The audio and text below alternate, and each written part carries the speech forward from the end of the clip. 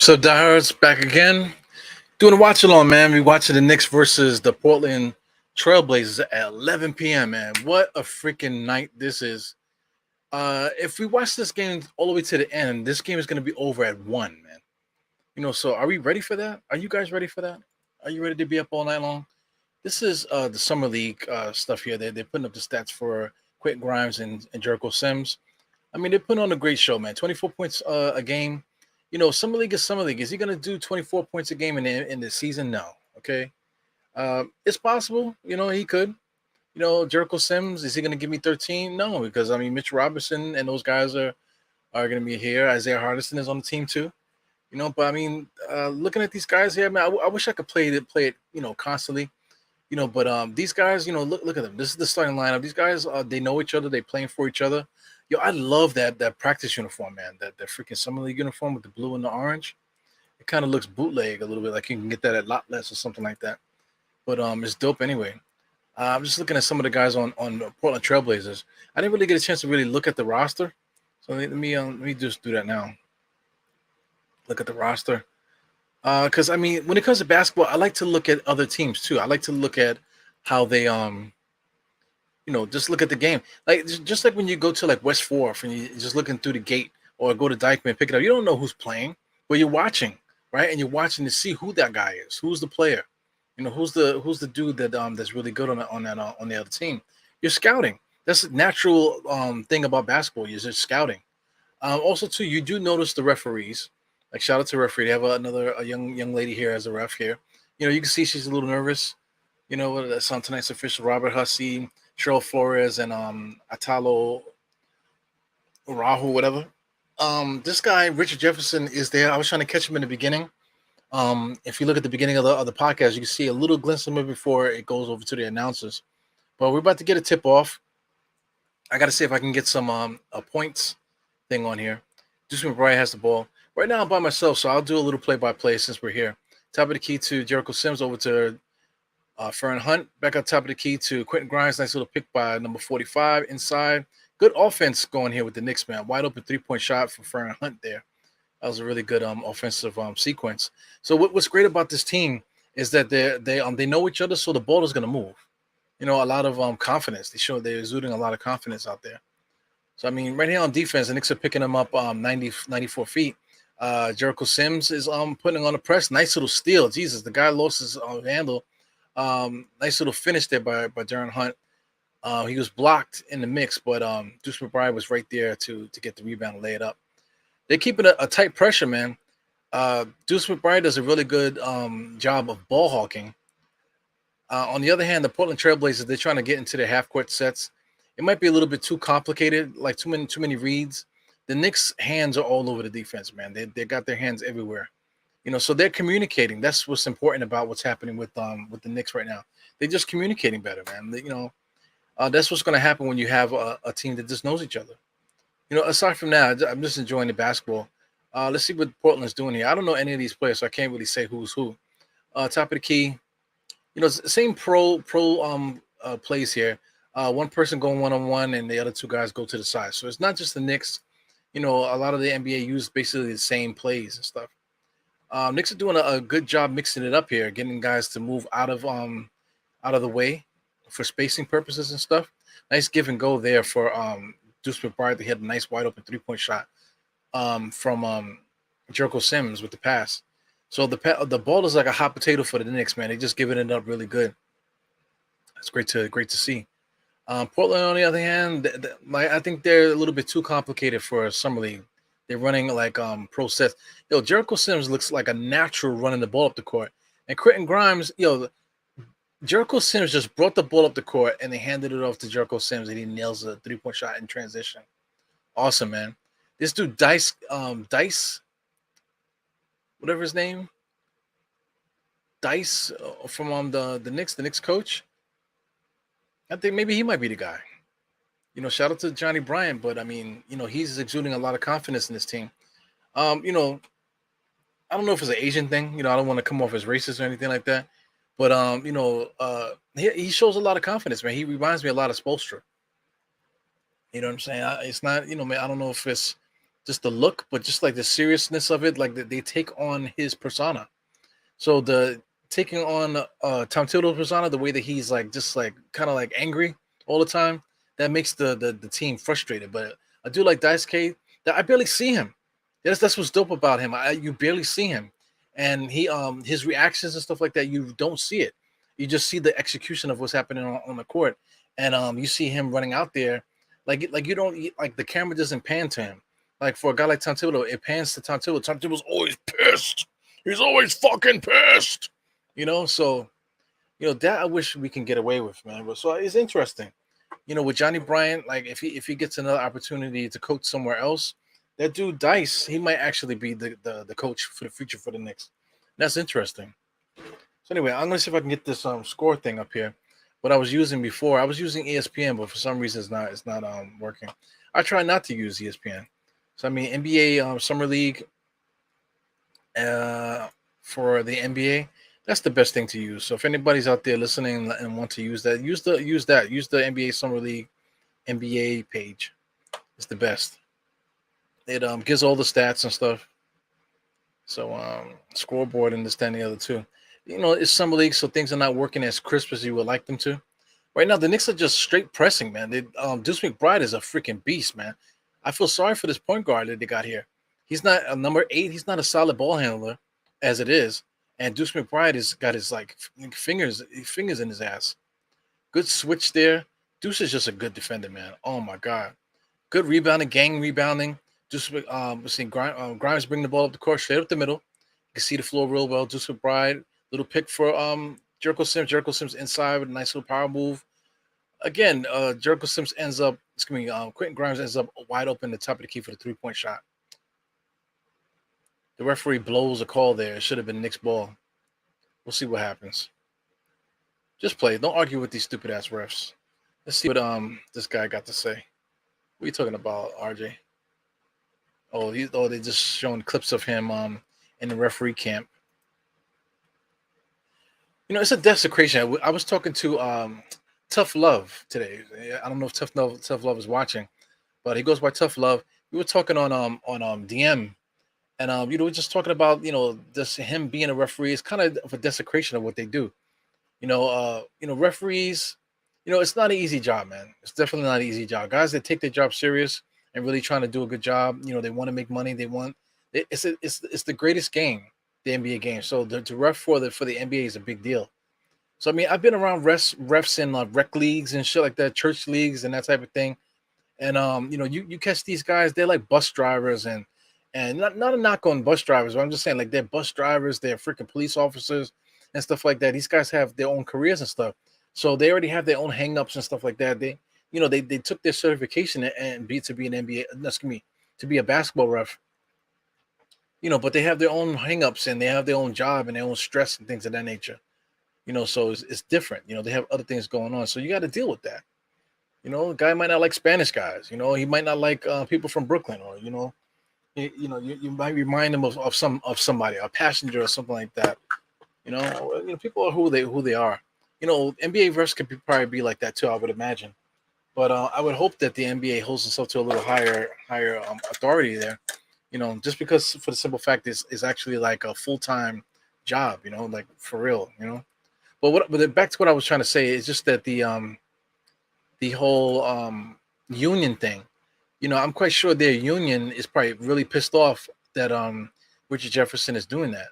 But I mean, they got to agree to it. So hopefully it's not really something crazy where they would or it doesn't happen often, especially in the regular season. That would be some crazy shit. But right now, 13-0. Just judging by this Portland team and the offense that this coach has them running, I don't see them scoring for a little while. We'll see. Things happen, but I don't see these guys scoring for a while. Just judging off of what I see here. I'm gonna see if I can get this score up so you guys can see it. Right now, the defense right now, Jericho Sims is guarding on the perimeter, locking up on the inside, hand on the ball. They did call a foul there, but Jericho Sims did a good job of putting his hand in the pocket to stop the ball, and still was able to get his hand up to protect the shot. But the referees called a foul there. So shout out to Jericho Sims, man. He looks fantastic. You know, that's what we asked for, man. We ask a lot of these players, but we got to get better too as whatever we do in life, So shout out to everybody out there doing their thing.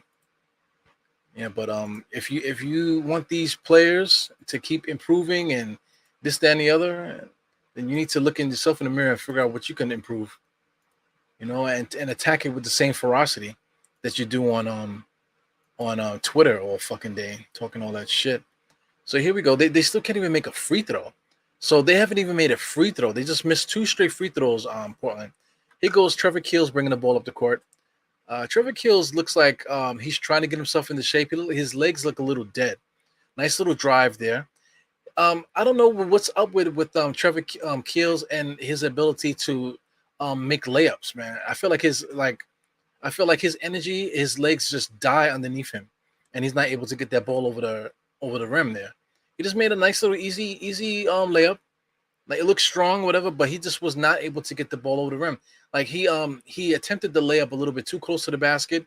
I think he was thinking about throwing an alley oop, but he doesn't understand spacing at the moment.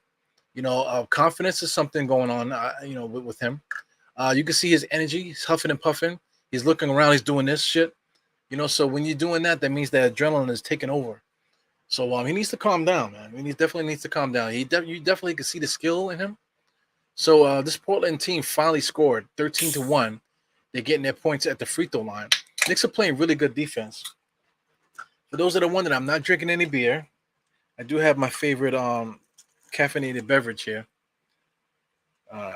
Drinking it on the table. Here we go. Keels bringing the ball up the court, gives the ball to the actual point guard, which is Deuce McBride. Deuce McBride, top of the key to Jericho Sims. Jericho Sims is doing a lot of dribbling, man. He looks slim too, as well. Jericho Sims, top of the key, doing a lot of ball handling. Pull up 3-point shot, no good. Here comes Portland. Portland's pushing the ball up, looking ahead. Okay, so then they're not running any plays, so they're just trying to get to the basket. Number 2 is trash. Shout out to him though. He's there. I'm not. But you got Chauncey Billups in the crowd. That's probably what's the most coolest thing about this whole thing is that all your favorite coaches and NBA players are there. So I mean, I don't know if I'm gonna go next year because next year is an even bigger thing for me, man. For those that know, I am married. I'm an older guy, so I am married, and next year is my 10-year anniversary. So, we might end up in Vegas, but I don't think it's gonna be for the summer leagues. You know what I'm saying? So we'll see. Right now it's 13-3. They just hit 2 more free throws. So I mean they're getting themselves back into the game by hitting free throws right now. So I guess it's 13-3 right now. That was two free throws there. Knicks offense looks good. It looks a little stagnant right now. He goes number 16 is really good. I got to get his name. He was Fern Hunt with a 3-point shot in the corner. Rebound by Portland. Here they go. They're pushing the ball. They stopped the ball really nice. Number 16 and Fern Hunt there. Good defense by 16. Isn't backing down. Number 2 is starting to feel himself, but I just called him trash.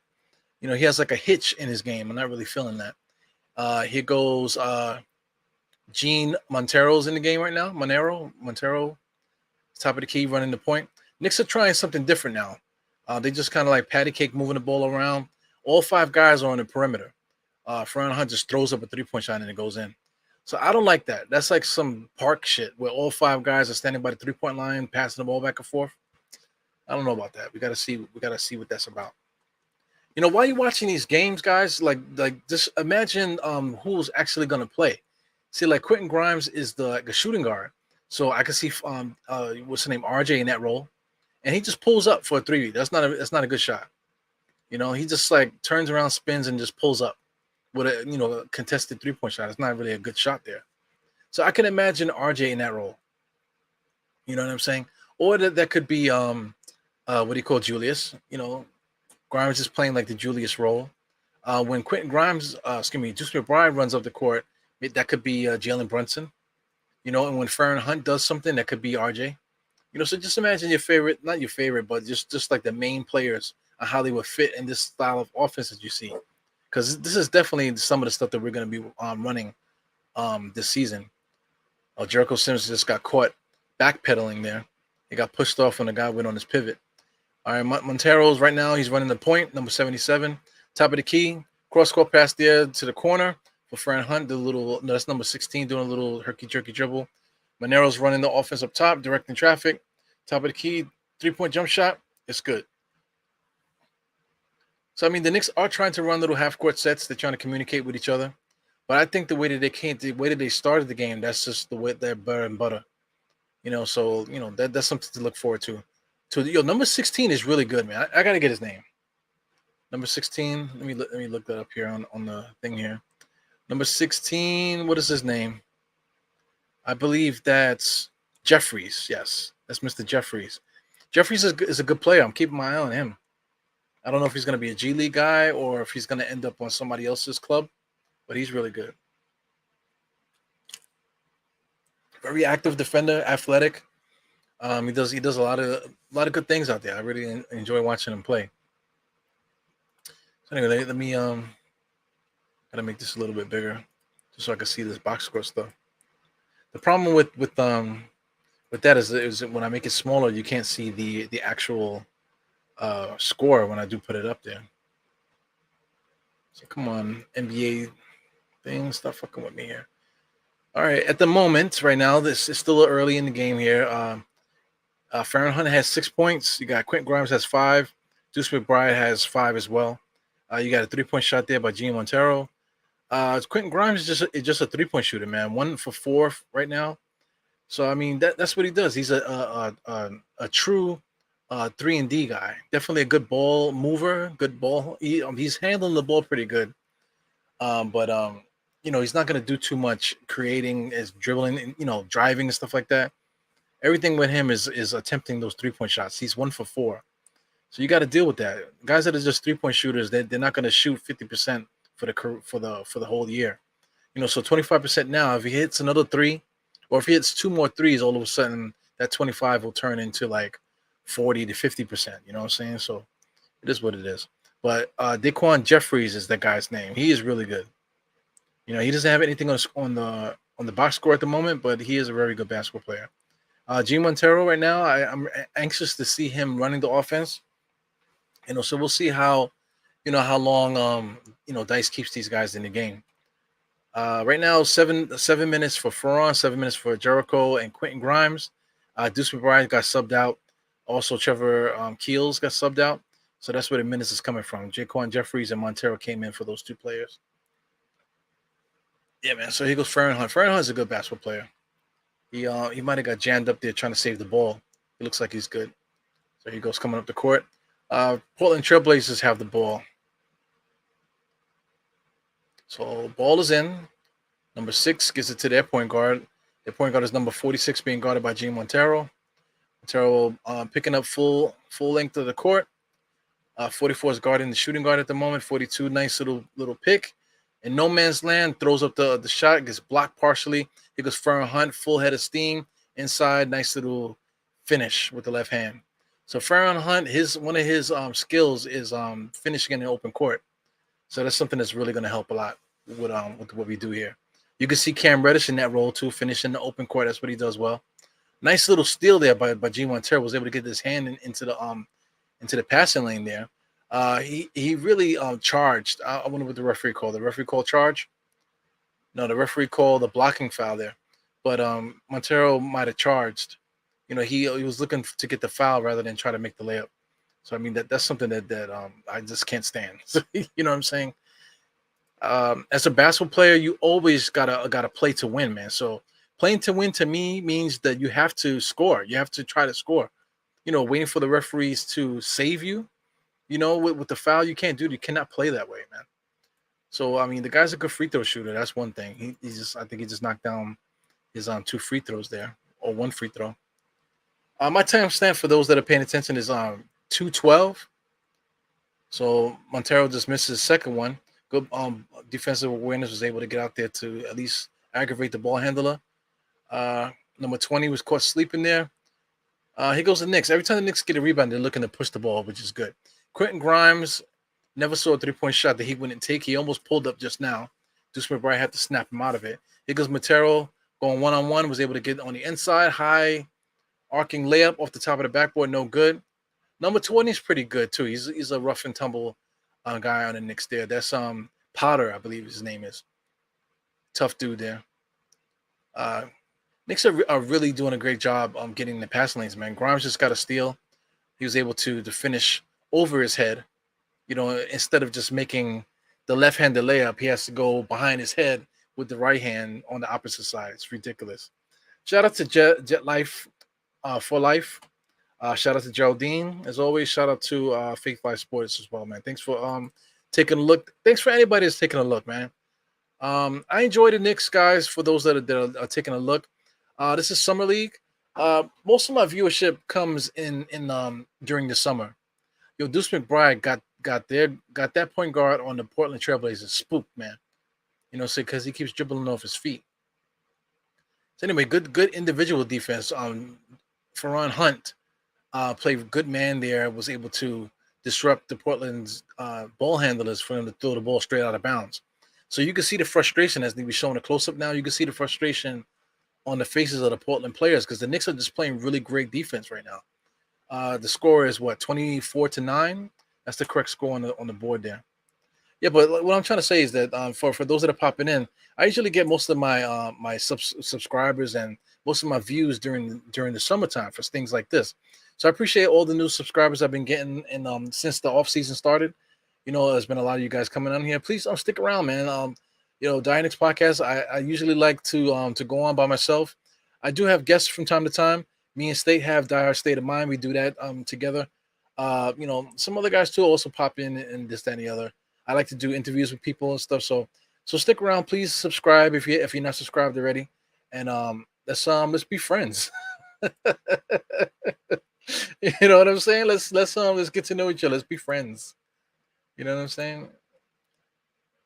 So anyways, it's kind of a break and play right now. Not really anything happening, no scoring or anything. So that fits well with the whole conversation I'm having there. I'm anxious. I know everybody's anxious to see Richard Jefferson come out there to be a ref. I think he's taking it serious. I don't think this is like the WWF where he's where he's fooling around. I think he's really going to try his best to actually ref the game to the best of his ability. Because he did play. So you got a feel of what's happening. You get a little feel of what's going on and stuff like that. So it's all good. So shout out to Mimar. I'm sorry, your name is crazy, man. Sekhan. I don't mean to massacre your name, but thanks for popping in. Knicks want to get Kevin Durant. I'm not a fan of those guys because they make the game bigger. They make themselves bigger than the team. I'm not with that. So Durant is good though, and we do have all the talent and all the assets and stuff to actually make a play for a guy like that. But do we want to do that? We will have to give up so much just to get an old ass Kevin Durant, even though he probably could play the same way for like the next 4 years probably. Supreme One was good. Hey man, I appreciate you. Make sure you subscribe, man. You motherfuckers be saying, I love the show, but you don't subscribe. Shout out to Tony. Yeah, man, hit the thumbs up. It's free. Hey Tony, if you ain't got shit to do, man, you want to pop in, let me know. Here you go. The Knicks are playing great defense, man. 20, nice little strip. He did his job there. Knicks are pushing the ball. Number 16 on the left-hand corner misses the three-point shot. Knicks game rebounding. Even number 20, the center, Potter, is picking up defense 94 feet. So, hey, if the Knicks are going to be doing that, I'm with it, man. I'm with it. So I got to take the score off because we're going to have Richard Jefferson popping in here. He's going to be subbing in right now for the second quarter to ref a little bit. He got a little extracurricular activities going over there with Mark Jackson, rubbing each other up over there. So that's what's up. So I'm going to share this at the moment. I'll pop it out. For anybody that's not into hot dogs, let me take that out of there. Yeah, man, hot dogs are weird. I got you, man. I'm just, I bust chops. That's what I do here. So, what else you talking about here, mister? What do you think Kevin Durant will win up? That's a great question. Kevin Durant, let's say like the Lakers. The Lakers is probably like the only team outside of Brooklyn because Brooklyn sold their soul. The Lakers have no problem selling their soul for players, man. They've done it so many times. They, I mean, they make trades and everything's legit that they do, but they don't mind giving up their future. They don't mind giving up their past to get what they want to win that championship. That's all they care about. Shout out to Kareem. How did they get Kareem Abdul-Jabbar, for Christ's sake? And they just had Wilt Chamberlain. You know, they had the logo. They also had what's the other guy? I can't think of his name. They had so many great players during that time. They had the big three before people were talking about the big three in the '60s, right? Shout out to Magic Johnson. They traded Gail Goodrich for Magic Johnson, the rights to draft Magic Johnson, and then Magic Johnson entered a team that I think won the championship before he got there. Oh my God, here goes Richard Jefferson. Let me get that. Oh no, don't want to do that. There he goes. He's in there. He's like locked in. So shout out to NBA TV. Please do not copyright strike my freaking channel, man. I need to get these visuals up here of Richard Jefferson. Here we go. The Knicks are playing good defense, man. The Portland Trailblazers are literally throwing the ball at the basket. This shit is crazy. Good defense there by Deuce. Deuce has the guy that's in front of him in his back pocket. Good push up, left hand 3-point shot by number 31. He misses it. Good fight for the rebound, number 20. Here goes Portland. Portland is erratic right now, pushing up the ball, trying to take advantage of the break in the defense. But the Knicks are playing good transition defense. Everybody's getting up. Deuce McBride is touching everything that gets near him. This guy Potter does a great job stopping the ball. When I play basketball, that's my pet peeve, man. You have to stop the ball. So Potter's doing a great job of not just blocking the shot, but just getting to the spot to make the ball handler stop the ball, man. So guys are heckling RJ. I mean Richard Jefferson. There goes my favorite podcaster creator right there. He's yelling and screaming. That's what he does the best. At Richard Jefferson. Hopefully he gets into his head, man, because fuck Richard Jefferson. The respect is mutual, man. Richard Jefferson, the hate for the Knicks go back from when he played for the New Jersey Nets. So they used to always try to run us off the court and stuff, So that's where the hate comes from. But Richard Jefferson had a good career and stuff, so a good respectable career. So I mean, you can give him that respect. But we just have like that connection with Richard Jefferson. Knicks are doing a great job with the defense. Every time Portland tries to get down there, we instantly stop the ball. Shots are in and out. Deuce McBride just tapped the ball in himself. So credit Deuce McBride for scoring just now for the Portland team. Not for nothing, the Knicks haven't scored in a while. It's 24 to 13. Here goes number 31, stuck. Kicked it out to Trevor Keels. Trevor Keels has nothing going on. Gives it to number 20. Potter has to make a move. Nice little power move on the inside. Push shot with the right hand is very good. Here goes Portland trying to start something, trying to push the offense. Knicks defense is right up their ass. Top of the key. My man Light Skin is dribbling. He stops his dribble. You don't do that. Knicks are playing really good man defense. Right now, as I said that, 3-point shooter is open. He makes it. So they went around under the screen rather than going through. Here goes Deuce McBride pushing the ball up here. Very simple, nothing out of the ordinary with his ball handling. He stopped his dribble in the paint. Now he has to throw up a shot. He misses it. So right now, if you want to talk about Portland's on a run, Portland's on a little run right now. So that sucks. I mean, it's freaking 11:39, man. Like I do not want to lose a game, staying up so late, and I gotta go to fucking work tomorrow. Yeah, man. Oh, Portland just hit a 3-point shot. So here we go. 26-19 at the moment, if anybody's wondering about that. Portland's playing a little bit of defense as well. They're not really doing much. Wow, Trevor Keels just throws up a 3-point shot. I did not like that. Number 31 is also getting a lot of shot attempts too, and he's complete trash. But he never seen a shot that he doesn't like. So I mean, the Knicks are right now we don't have the regular Knicks in there. We have a ragtag group of guys out there. There goes Richard Jefferson again with a whistle in his mouth. He looks good though. He's concentrating. He's paying attention. He's taking it very serious. It's not a joke. So I'm with that. I'm not knocking him. But the Knicks are making some subs here. They took number 20 out. Now here goes the regular Knicks. So we're gonna see better basketball now. Yeah, I know it sounds stupid, but I want to win the Summer League championship, man. Like we need to win the Summer League championship. It's just for optics, for those. Oh, you guys want to win the Summer League championship? Look at you guys. That's the way fans think. But I mean, as an organization, you should want to win at all times. It doesn't matter what it is. Junior Knicks, you should want to win all at all times. Here we go. The Knicks didn't press that time, but they met them right at the half court line there. Everybody's like not giving anybody any room. Nice little pick there. Good hand on the ball by Grimes. Grimes had his hand on the ball, but Jericho was right there.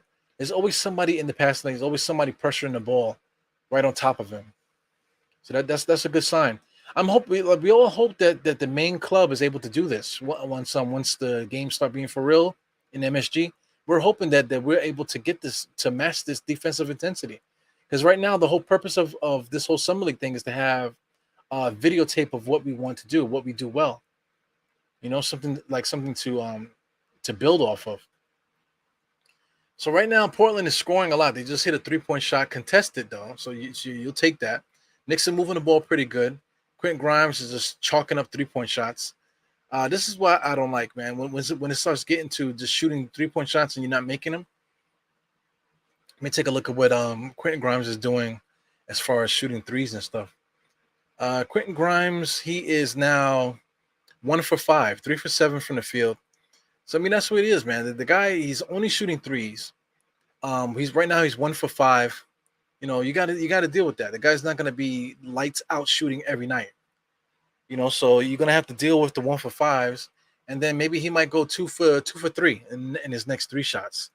So that's what you have to take. You got to take the good with the bad with that. Let me make this. I'm looking at the score on my side here. Make it a little bigger so I can see what the hell's going on here. Yeah, so far nothing has really changed. Some of the guys off the bench, Montero, he has 4 points. What is that? A steal? He has 1 steal. A couple other guys have baskets. You got Porter and Quentin Rolls. He has 2. They both have 2 points apiece.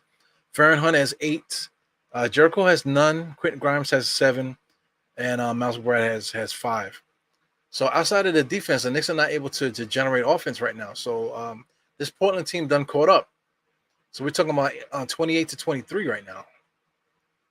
That's not fun. Here goes Montero. Nice little float there, trying to get the pick and roll thing going. The Knicks are a little bit lazy now. That may be frustration because they can't get anything going. Portland, on the other hand, is just kind of just forcing things up.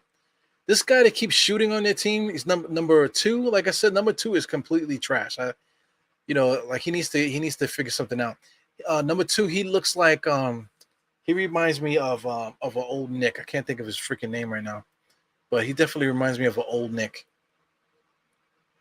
For those that are paying attention, that Nick, they used to have he used to have dreads, whatever. I think the Knicks picked him up from Europe. He's an American player, but he picked him up from Europe. He ended up playing with Indiana Pacers for a little while. For those that can recall who I'm talking about, I can't get his name right now. He kind of looked like the Predator. People always say he looked like the Predator. Can't think of Money's name right now. But let me get to some comments. I know you guys are commenting here on the side. I can see it clicking while I'm talking. So let me see what you guys are talking about. So anyway, where is he gonna go? I think it's gonna be the Lakers. I think the Lakers are really the only team, But if they're gonna get him, they're really gonna have to do something with Russell Westbrook. Might have to be like a 2-team. It's gonna be 3-4 team trade. Anthony Davis might be a guy that might need to get the fuck up out of there, because he's too soft. LeBron James is really a point guard. He shouldn't be playing anything else but that. You make him the primary ball handler, to have Durant being the receiver, and have Kyrie being that second ball handler for the Lakers. Now you just basically have the Cleveland Cavaliers all over again, with Kevin Durant playing, Kevin Love's role. So that's the only thing that's really going to work for them if they're going to be trying to make that kind of trade. And like I said, the Lakers don't care about the past. They have no loyalty or whatever. All they care about is trying to get that next championship. So I can see them getting rid of an Anthony Davis easy, to get what they want. And Russell Westbrook, I'm quite sure he's out of here, no matter what Darvin Ham says. Shout out to Holcomb. What's good, man? Yeah, if anything, I think Kyrie more than likely could be a Laker. We'll see. I don't know what's taking so long. You would hate for these trades to happen like in September or stuff like that. You kind of want to solidify what you're doing as a club before that happens, before training camp. You don't want to have these things happening right before training camp or stuff like that because it just causes a distraction. Shout out to Latrell Sprewell. Remember when we got Sprewell? He wanted to drive from California to the Knicks. I think it was Milwaukee. I think he drove from Milwaukee to New York just so he was late to training camp. So it just causes a distraction because all these superstars think that they're larger than life. So they hold your franchise for hostage. You know, here goes number 20, the number two again. He thinks he's like Kevin Durant, but he is being Kevin Durant. He's scored a lot so far. So the Knicks got to contain him. I wonder what's up with this Knicks offense, man. Shout out to Jericho Sims with a pick for Montero. They're trying to run something. The ball is not moving like a hot potato like it was before. Quentin Grimes just threw an alley oop to God just now. So the Knicks offense looks like shit compared to the hot potato basketball they were playing before. Montero might be the cause of that. The offense is not running as smooth. But outside of because I mean Deuce is out there, Grimes is there. Montero is the only one that's different. So Montero is the one. Oh, the one they just took Montero out and they put Williams back in. So this is the money line up here. Good almost steal by number 16. That's Williams. Oh man, Deuce McBride almost tried to take a charge, but the referee didn't call it. And then the referee almost gets hit in the face with the ball, so she deserved that because she didn't call that properly. So here we go. Knicks are coming back up the court. We got the ball. Richard Jefferson looks like a naked mole rat. Yeah, I think Kyrie might. If anybody, I think Kyrie might be a net. Because I can't see any other franchise going through the hassle. Maybe like the Clippers. I don't. But then again, I don't even know about that. Here goes Jericho Sims on the inside, nice little post up move, but he wasn't able to finish. I feel like when he made the move, his legs were dead, and he just didn't have like the pickup to get that shot off. So right now, like I said, the Portland Trailblazers are on a run. Right now, they just tied the game, and that pisses me off. Now I'm pissed. Because we're talking about 24. It was 24-3. So I don't know what the math is, but 24-3, and then now the score is 28. So we're talking about a 25-3 run, a 25-4 run. Yeah, man, that's no good. Farron Hunt is being contained, double teamed, able to find Mr. Williams. He was blocked at the rim. They're right in the paint. So the Portland Trailblazers, now they have the momentum, and they're doing to us what we did to them in the beginning of the game. Sidestepping three-point shot. Deuce McBride's all over that, brother. He still got the shot off. So Deuce McBride, right now, he is a good player, good defensive player. Doesn't do anything spectacular offensively. Quentin Grimes as well. Quentin Grimes just did a Statue of Liberty fadeaway, kind of like off the top of the backboard finger roll layup. You know what I'm saying? It looked crazy, but it's nothing spectacular about what any of these guys are doing. For the optics, start Jeffries over Neal. Yeah, I get that. He's a good player. That's one thing. It's so important to make these to play well in these games because it's just not about the Knicks. You might be able to get a job somewhere else. So this guy, Derek Williams, if that's I can't get his name, Derek Jeffries, excuse me. This guy Jeffries, if he plays well, maybe he might get himself on another club. Step back jump shot right in Deuce's face. Deuce, good defense. Jericho jumped up and could have grabbed that rebound 3 times before he came down. Bad pass by Quentin Grimes in a pick and roll to Jericho Sims. Well, the ball handler gets spooked by the Knicks defense. And here goes Jericho Sims with confidence, pushing the ball up the court with a freaking Euro step, right-handed layup, and it's good. Wow, baby.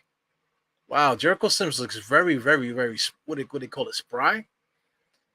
Looks very good, man. Very, very good. Let me see. Twitter troll, what's good? Richard Jefferson, a.k.a. the Nick Hater. He's a piece of shit. But, not for nothing, I enjoy Richard Jefferson's takes. But like I said, we just have that rapport with him that he knows that we call him Dick. He doesn't care, because he thinks we're dicks. So that's what I enjoy his humor. So Richard Jefferson, for everything that we say badly about him, he's a good dude, man. I enjoy his humor. Jericho Sims just missed the free throw, and the Knicks are up 33-28. For those that want to know, it's right in the middle of the screen there. You can see it. It's very, very small. Like I said, I'm working on this, to get the score a little bit better. But right now we're just using NBA.com to get that stuff there. Deuce McBride just got called for a foul. He's playing really good defense. He's riding that point guard. Whoever's the point guard there, they're definitely riding him. Yeah, so this guy Diop, I don't know if anybody remembers him. I can't get his first name. Me and Andy said it on the last podcast. But Diop, he was drafted by Cleveland, and he's an assistant coach on the Knicks staff right now. So like we were saying before, it could have been G League. He could be G League, and he's just here in the summer. But he's in the Knicks organization, so that's interesting. So a guy like that is 7 feet tall. I kind of would like him around some of our big men just to add like that defender. Instead of having pads and things of that nature, you just need a body, a big body that's just playing defense, and Diop, he's got to still be young. He's not an older guy. He might be like around my age, maybe in his 40s, maybe. Let me see. Yeah, man. Geraldine. And Knicks need to make the playoffs. Yeah, man. This year, last year, shout out to State, almighty fourth seed. Okay, cool. We probably should have lost to try to get that draft pick again to match, so we can have another lottery pick to match up with RJ. That was his argument. And then, like, hindsight is 2020. We probably should have did that, but we didn't do it. We won. So all right. So since we won, okay, now that the next year the anticipation was for us to win again. We didn't. So now fast forward to what we did now this year. Like we won. We drafted RJ. The next year we won. The next year we lost and we drafted. We didn't draft. We did this year. We didn't draft. So this seems like this is what the Knicks are doing. We're kind of like drafting well one year, winning the next draft, and then drafting well the next year, winning in the next. So we're taking turns. Allowing guys that we already have to establish themselves, and then giving them at least a little break, maybe like a year or two, before we start adding more draft picks. So I think that's the right thing to do. Hindsight is 2020, so it's good to see Quentin Grimes and Deuce to see if these guys could become something before we start keep dropping more rookies in here. Because the Knicks did a good job. We picked up a few rookies, and we still got Jokas. It's gonna be Rokas in Europe. We still got a couple guys that we can call to if we need them. You know what I'm saying? Knicks are forcing everything, man. But outside of that, they're playing good defense. So the defense is what's keeping us in the game right now. If the Knicks weren't playing the defense that we were playing in this game, we would be losing right now. So the one thing that we need to do now, we need to get this shit together. Chris Copeland, yes. Number 2 reminds me of Chris Copeland. Yeah, man. Chris Copeland, I thought Copeland was going to be I thought he was going to be the real deal because he was a natural scorer. But for some reason, I don't understand why we didn't use him more. I don't understand half the shit that NBA teams do. Because Chris Copeland showed that he could score big time. He could shoot the 3, post up. You play a little bit of defense. So why can't you just run offense through him? Because the guy is a bucket. I don't understand it. So a dude like that, he goes to Indiana and then they bury him. Come on, man. It reminds me of Michael Beasley too. Michael Beasley is a big time scorer. So because he's a little quirky, you're just not going to play him. As you can see, the guy loves basketball and he's in tip-top shape, and you still can't guard him to this day. He's playing for the big 3 out of all places, man. Good defense by the Knicks there. Because, this Portland Trailblazer team, they're trying their hardest to score. So that's a testament to the Knicks defense. This Portland team, they really have to get jacked in order to get shots in the hoop there. They're scoring a lot from the free throw line as well. Yeah, man. Nene Hilario. The whole Knicks brass is there. Everybody's there. Dolan, the whole 9 yards. Tom Thibodeau's cracking jokes and stuff. What's ill is that it seems like there's a lot of people there because that's a big arena. I've been there before. It's a huge arena, huge college arena. But as you can see, there's a lot of empty seats there, so fans can really stretch out and really enjoy the game, man. Like you sitting in like you're sitting in Dykeman. Like for like the low level games, Dykeman is usually it's kind of empty. You can actually get in the bleachers and get a seat and chill out. It's those championship games that you can't even think straight because guys are making so much noise. It's crazy. So if you come to New York, man, in the summertime and you like basketball, you really got to find Dykeman. You got to find West Fourth. Be careful coming out to Gershwin and Brooklyn, and be careful coming out to Queens and checking out their tournaments as well. Kingdom is not as bad. Kingdom, they got like they have food on the side. People are selling food and stuff like that. So that's dope. If you're coming to New York, you're a basketball fan. You have to make those pilgrimages though, man. Definitely really see what the New York City basketball is about, the whole vibe and shit like that. John Joseph. Uh, yeah, I get it, man. But they came out like gangbusters, man. So I don't know what happened. I don't know why the ball isn't moving as quickly as it was before, because it was moving like a hot potato that first half of the first quarter. That ball was flying like a hot potato, man. So that's what we need. Deuce McBride has no creativity with his dribble. Very, very mediocre ball handling. And Quentin Grimes, everything's the same thing. Look, he does the side to side dribble, bounce, and then pull up jump shot, man. For his trainer, shout out to Sim. Sim had his trainer on there saying, "Oh, he does all these things, but Tibbs doesn't use him." Listen, man, you got the opportunity to do your thing. Do it already. Don't say, "Oh, they're stifling him and not letting him do what he does."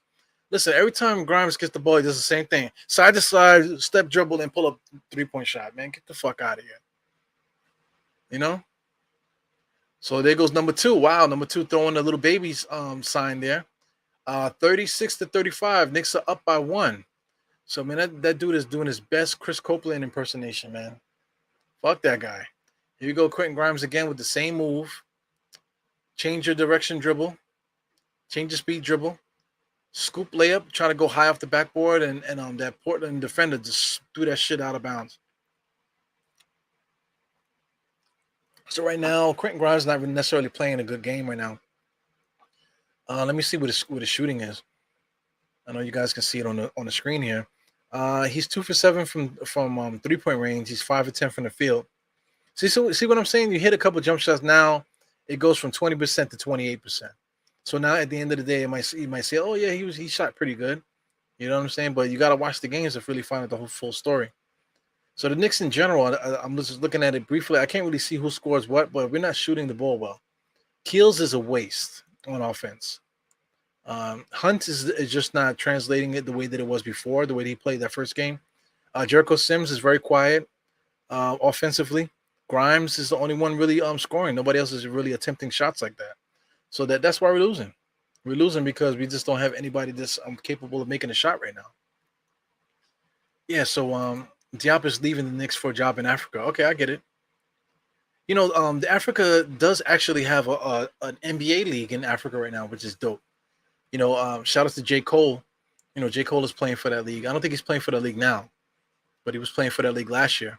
A lot of people say I look like J. Cole because I used to have dreads. I had dreads for like 12 years. And my younger self, my skinnier self, used to look like J. Cole a little bit. So that's like my spirit animal, Mr. J. Cole. Yeah, man, close game. But not for nothing. Not for nothing. You want the Knicks to win, but it's a good game. The anxiety of the Knicks not being able to score but still playing good defense is still keeping you engaged. So here's one thing too. Shout out to Bren Dezen. I see you in here. So I'm gonna get to your comments in a second. But shout out to everyone that says, "Oh, we need to play defense. You need to get a guy that plays defense." Hey, listen, we're playing defense. The Knicks are playing defense right now, but we cannot score. So our defense is keeping us in this game. But in order for us to win, motherfucker, we're gonna have to score that basketball, man. Because we could play as much great defense as we want to play. But if we're not scoring, then what's the point? So something happened to my feed. I'm gonna need to refresh this here because the game dropped. The internet didn't drop, thank God. But for some reason, the actual game itself stopped. Okay, we're back. We're back in business. So it might have been a little flash, because my television is using Wi-Fi right now. So I definitely got to fix that. It's a work in progress. Everything is this is summer league for me as well. All right, so Brandon Zen, what are you saying here? Jefferson is all on my fucking screen. I get it, man. I get it. He's a fucking dick, man. So I muted this shit on ESPN because yeah, it's I can see it. Like I'm just judging because people could look at me and say, "Oh, your Eru looks like this, Eru looks like that," but at the same time, you're looking at the ESPN analysts and hearing their voices. I don't want to fucking hear what they got to say. I don't want to hear what they got to say. You know. So summer league, I wonder how they do it now because they got all three referees looking at the replay. Are they at Secaucus in New Jersey? Looking at the replay too. It's fucking bullshit. Yeah, man. So I shout out. It seems like a lot of people's in here were listening, man. So I really appreciate you guys, tuning in, listening to a Nick fan talk shit about a bullshit ass summer league game. Like I said, basketball is basketball, man. I freaking love basketball. I could talk basketball all day long, man. Yeah, yeah. I can't stand it. I can't stand even the last game. Like they were talking about Golden State. It's like, yo, we're destroying their team, but all they doing is talking about Steph Curry and like this, that, and the other. Come on, man. Can you call the game? Call the game. They're supposed to be objective, right? Or subjective. Excuse me. They're supposed to be subjective. Yeah, man. Shout out to Geraldine. Linesters. Excuse me. Lynette Sirs. Ah. McBride lacks the first step. He does, man. He McBride plays like he used to be nice. Like he got old. That's how he plays. He plays like an old guy that's still in shape. He can't go side to side too well. He has a hard time getting the ball through his legs a lot. He stops his dribble. He can't really explode the way he wants to. So I mean that's Deuce McBride. But Deuce McBride's gonna play defense, yo. But what that sounds like to me? That sounds like third string point guard to me. So right now he's essentially a third string point guard. So you're talking about excuse me, he's fourth string actually, because you want to talk about Jalen Brunson. You want to talk about quickly. You want to talk about Derrick Rose, and after that, then you talk about Deuce McBride. So Deuce McBride is not gonna get any playing time. He'll probably be in the G League again. And barring injury to somebody, whatever, he probably won't see any time this year. As he should. He shouldn't see any time. So Richard Jefferson is off our screen. I'm not gonna put him up anymore. So he's out of here. So right now we are at halftime, 36-37. We're actually down by 1. So if the Knicks are gonna do some adjustments and stuff like that, just got out, if I would tell the guys, I would tell them just to calm the fuck down. Calm down. We were doing well when we started the game. I think we got into our heads a little bit. We stopped moving the ball, and we just in our own heads and stuff. So talent-wise, I don't know anything about that Portland team, but at this point, it's not about talent. It's about effort and stuff like that. So I just think that the Knicks need to settle down. Knicks need to settle down. They've been here before. These guys have experience, so they just need to like settle down and do their thing, and we should be able to win. Yeah, Geraldine, what happened to Garrison Brooks? Because I think a game like this, Garrison Brooks would be excellent in it. So Garrison, I don't know. I don't know if he's with the team because I could have sworn I saw him. I could have sworn I saw him against Golden State that first game. So I don't know what's up with Garrison Brooks because Garrison, I really would like to see him play. I really would want to see what he can do. And I just want to see if he's hungry to play basketball. Because he was hungry to play in North Carolina, So I want to see if he has that, if that fire is translating or is still on fire, now that he's transitioning to be a pro. Garrison Brooks is a good basketball player. If a guy's getting his teeth knocked out and his response is to get back on D, that's crazy. Definitely, man. Yeah, this is definitely a back-to-back game. So I mean, maybe the guys are tired. I mean, they are in Vegas. So you can't expect the guys to go to bed early and not be out in the streets, because Vegas, you want to talk about a city that never sleeps? Vegas should be called the city that never sleeps because literally if you're in Vegas, you can leave your crib at any time of day or night and get into something. Like in New York, you can do that too. Our clubs close at 4. You can go to a bar and be in a bar until 4. But the thing is, at 4, everything closes. Unless you go to like after hour spots where they're basically serving breakfast. You know, a lot of these breakfast places are turning themselves into mini clubs, especially in Washington Heights. Washington Heights, you go get some mango at 4 o'clock in the morning. You think you're in a club. At 4, 5, 6 o'clock in the morning, you think you're in a club or something like that. You know, shout out to everybody up there by 207. There's a couple good restaurants over there. You know, especially one I can't think of the name of it, but it's south of 207th Street. Man, I mean that shit is crazy. It can get really crazy there. The girls there, you know, everybody got bubble guts getting mango. You know, I don't know if you want to bring a chick like that home. You know what I'm saying? A friggin' stomach full of margaritas, and then now you want to stuff mashed up bananas down your throat too. Lord have mercy. You can't use my toilet. I know that. You got Mudbone. Speaking of that, we got Mudbone. What's good, Mudbone? You said you're a Rockets fan. All right, cool, man. But I like you in State chemistry. I appreciate you, man. Your State, he still might pop in now, but State is working. You know, State is working. He works. You know, he works in the hospital, so he got to have time to get on. He might actually be on Twitter Spaces now. I'm not even paying attention. But I appreciate you, man. Yo, shout out to the Rockets. Like, I don't have no animosity towards the past, man. Because I mean, people say, "Oh, I hate the Rockets because they beat us."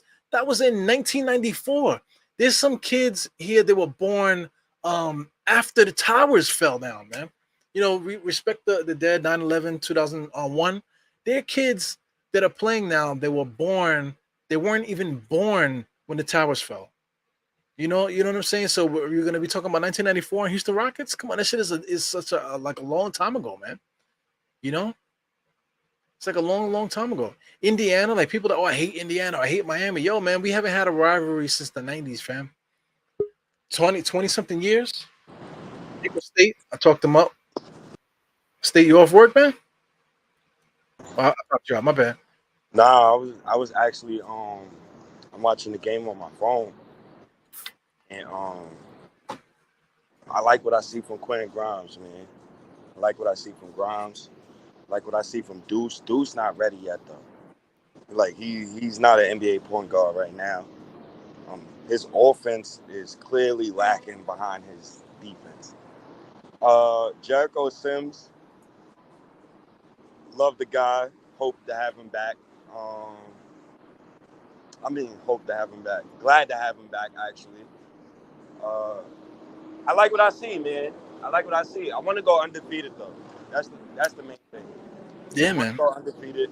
I'm taking stock. I'm after all of the negativity in Knicks Twitter and all that. I'm gonna take stock into these summer league games, and I'm gonna take stock into what Quentin Grimes is doing because it's good to see. And I said to you that if Quentin Grimes, if he shows out summer league, it's kind of easier to move Evan Fournier down the totem pole. So if he didn't show promise, we'll be having another kind of talk, right? So kind of But glad. you got to take Summer League with a grain of salt too, though. You know, because I mean, Yeah, even though Grimes is playing good, Grimes is just a good basketball player. But offensively, he's still doing the same thing. He still got the ball. He's still doing side to side, one dribble and shoot. You know, that's all he's been doing really. You know, so he definitely has to evolve those things that he does. You know. yeah. He does have quicker decisions with the basketball. I like that. He does have the ball more on the string. Um, Listen, I compared him to Danny Green. He's upgrading to Michael Finley. He's he's Michael up Finley. Michael Finley, man. What you said that like Michael Finley? What? That's what I'm trying to say. Michael Finley isn't whack. Quentin Grimes would be so lucky to sniff Michael Finley's balls, man. Not that. That's my ceiling for him. The floor is Danny Green because I Well, feel like ceiling. I agree with that. I agree that his ceiling could be like a Michael Finley, but he ain't nowhere near there right now.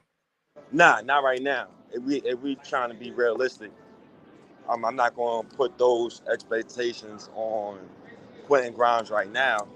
I will say that he just moves Evan Fournier down the totem pole. And that's one thing I really want to see because I want defensive versatility around Brunson. It's not that I got a grudge against Evan Fournier or anything. I just don't see the need to have your $100 million point guard chasing around defenders and stuff, and you got young wings who's ready to go right now. And I think both of them can fill a role. But the question that we'll have with both of these two young wings moving forward is, can they put the ball on the floor if the defense clamps tight on them? Am I seeing that from Quentin Grimes in Summer League? I'm seeing it better from last season. Will we see it from Cam Reddish? We'll have to wait until, I think, October to see that. So, you Right. know, everything's a wait and see. But I'm impressed with Quentin Grimes, though. That's good. It's good that he's showing up. Well, stay. I did a podcast a little earlier. I was talking about like just the team in general. Like you don't think that we need Fournier? Like you say moving him down the totem pole, but I mean if we're playing basketball, we need shooters. We still need a shooter. So regardless, like if you like Grimes more, Fournier still is viable. He's still needed. He's So, still needed to be out there. so that is correct, right? Because you always need shooters. You got to have shooters. You got to have catch and shoot shooters. You got to have guys who's low usage. They don't need the ball that much, and they can make a 3-point shot. My best rebuttal that I have is that I got faith in the young guys. So when I mean I got faith in the young guys, I already seen most of them shoot above 35% from three, right?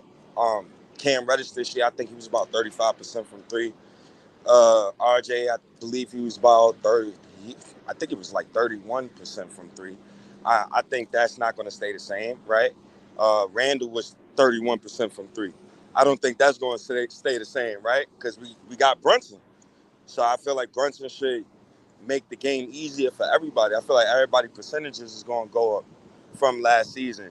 And no shade to Alec Burks.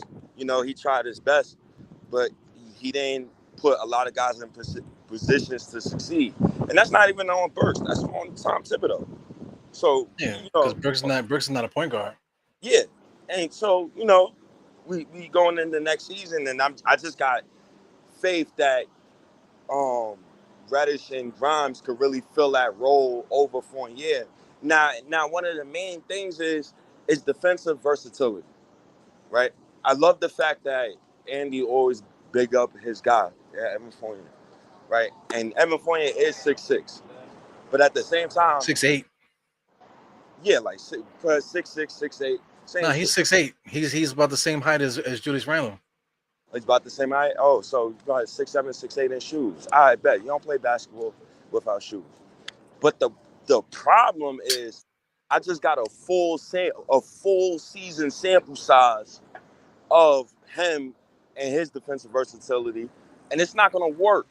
Now, I don't want to put extra pressure on Brunson to defend when at the same time I got two guys who can also fill that role. Now that's up to those two guys. That comes in with this, like, it's not even up to management no more. Will Grimes and Reddish bust ass in training camp? Like we could sit here and say all of this. Evan is the vet. So as it stands right now, Evan is viewed as better than both of those two guys. And I'm just talking about in Tibbs' eyes. But if both of In my those, eyes too, and I, a lot I, of people's eyes. I mean, hey, if you want to say he's better than him right now, I can't say that's a lie because obviously stats don't lie, right?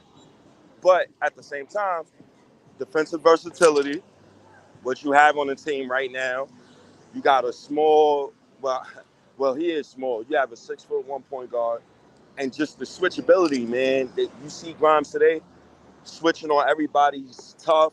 He Well, could let, guard well, people. let me get this to you real quick. This guy here, he says, he was mentioning the MBK panelists. They were saying that some of the guys were saying that Sims is better than Mitch Robinson.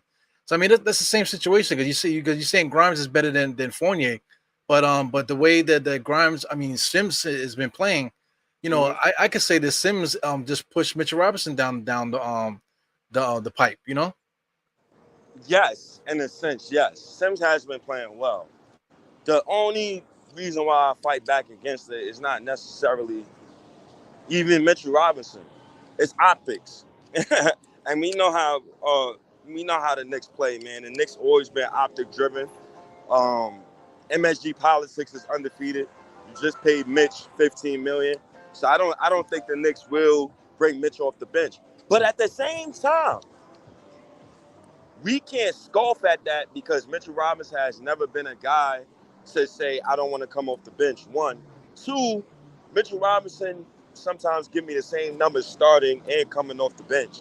And three, as it looks right now, Jericho Sims on the offensive end, just talking on the offensive side of the ball, just being comfortable putting the ball on the floor and just being himself as an NBA player. I think Jericho Sims offensively gives more than Mitch on the offensive side of the ball. But I think just optics is just too strong there.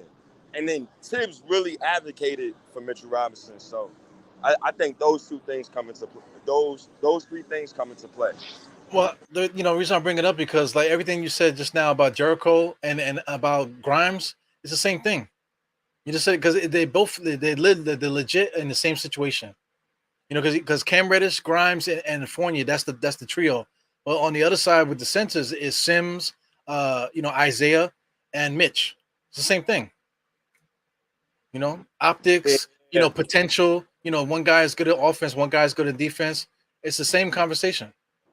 Yeah, but what I really like about the center position is now I'm not really too concerned about if Mitchell Robinson gets hurt, right? I think that's both a blessing, right? Yeah. So now we're not sitting here in December and something happens to Mitchell Robinson, knock on wood, and we looking at each other and I'm looking at you and I'm like, well, Taj Gibson about to give it a go. So, Well, check this though. Cam Reddish, he seems like he gets hurt a lot. So yeah, if Cam Reddish is hurt, then we still got Fournier on the roster, man. yeah, So that's not a bad thing. yeah, yeah. You know. And then another thing, low key thing too, is if you move Evan Fournier, obviously you have to trade him because he got some talent. But at the same time, who is going to replace that body? You get what I'm saying? That roster body. We don't got no outside of Reddish, Grimes, RJ. Who's the athletic wing? Who, Farron Hunt? You talking about Farron Hunt? Who? I like Farron Hunt too. I like Farron Hunt too, man. I like Farron Hunt a lot. I got the game in the corner of my phone. Okay. I really like Farron Hunt a lot though. Farron Hunt plays hellish defense. I felt like I'm not too fond of Kills. I'm not too fond of him, but at the same time, I could understand that he's only 18 years old. So I'm not gonna really get on Kills tonight.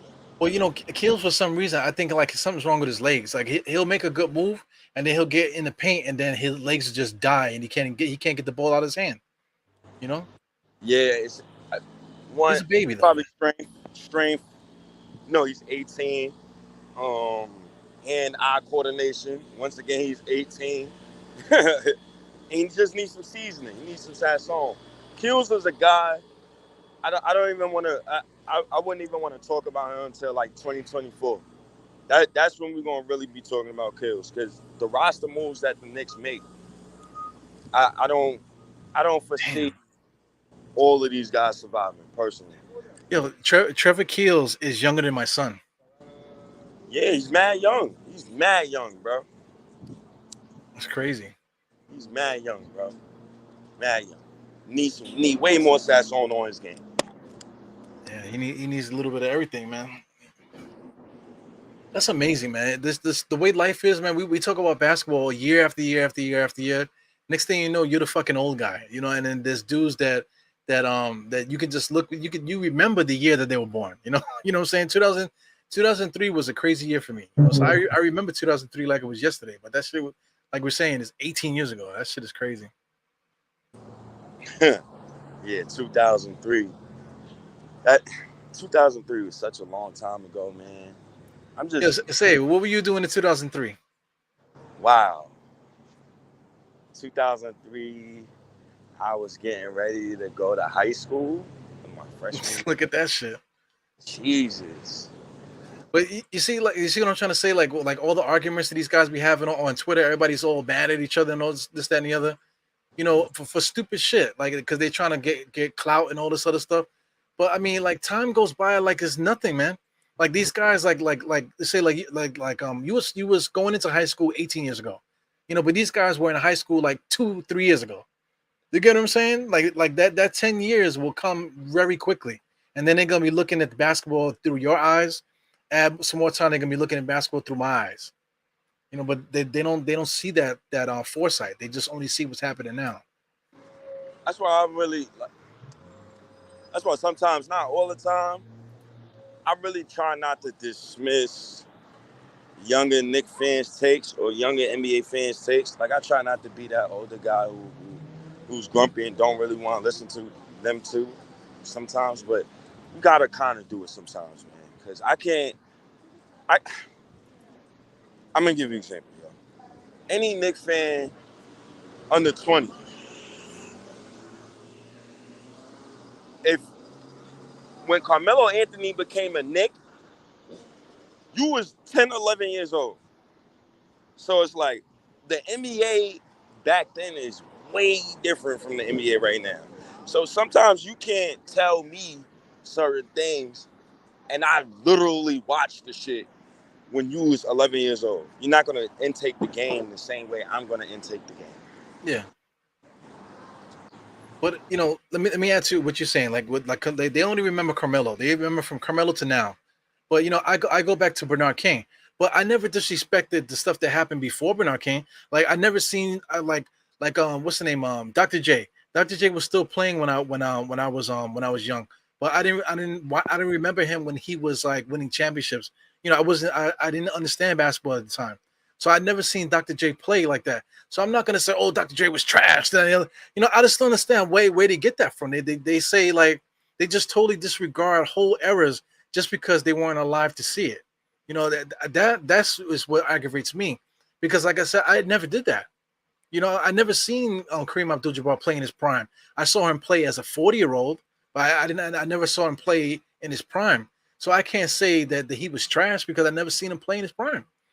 So I think that's the problem, man. Guys just want their era and just what they see to be the only thing. Yeah, that's That's, why. That's why I'll be dismissing a lot of, like um the whole Knicks need to be like the '90s Knicks and this, that, and the third. I dismiss a lot of that. I dismiss a lot of that sometimes. You can't recreate that anymore. What you can create is your own type of build, your own type of play style.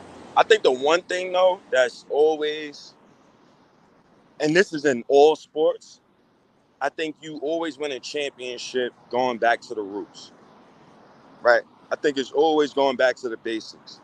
And the way the Knicks won their first two championships was through the draft. So I wonder if we could get that same magic again, because I'm really tired of having these lame ass arguments about who knows more and who knows what. Tired of having arguments with culture vultures. I was having arguments with Piston fans today, and like, that shit was pretty funny. I saw a couple things that you were saying. so and it's like other fan bases don't even respect the Knicks. So why am I gonna sit here and continuously try to trash my own players in order to keep up my own narrative or feelings about a person? That's why I had to really tell somebody the other day, like, yo, bro, you tweeting. I would never tweet Reddish is better than Grimes or Grimes is better than Reddish. Ever. Like, I would never tweet that, regardless of we having that debate. So for somebody to tell me, and you a Nick podcaster, by the way, and for somebody to tell me that, oh, with Reddish starting, the Knicks is only going to win 38 games. But then within that same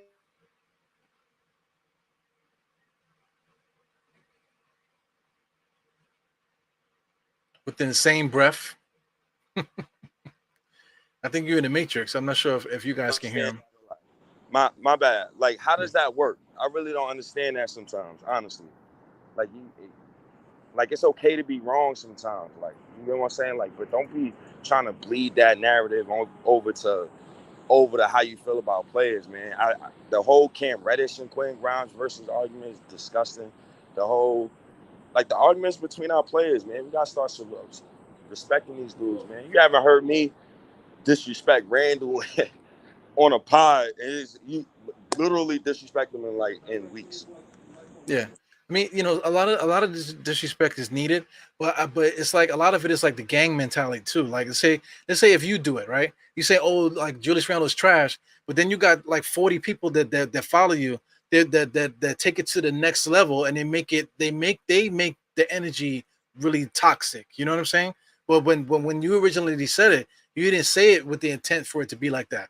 But now it don't blow up so crazy that now it's the toxic Nick fans doing this, that, and the other because of the way that people you know perceive the game. Everything is always like a gang mentality. Yeah, With everything, it always ends up being worse than it really is. It's like you know, I always said, yo, man, he's a talented player, but you need context behind everything. And over the summer, I've been trying to preach yo, you got to put that onus on the coach, man. Tibbs did not coach a good season last season, man. yeah, If he would have put the players in just the better positions to succeed, we would have won way more than 37 games. The fact that he went 1-10 in February, and me and you had to get on each pod in February, and literally, I think we said nothing good. I think yeah, RJ Barrett, I think he was going off, and I was at the point where I don't even care if RJ Barrett's going off because right, we're losing. We're losing. I'm blaming Randall, and we're losing in spite of the coach, not even the players, just right. not putting his players in positions to succeed.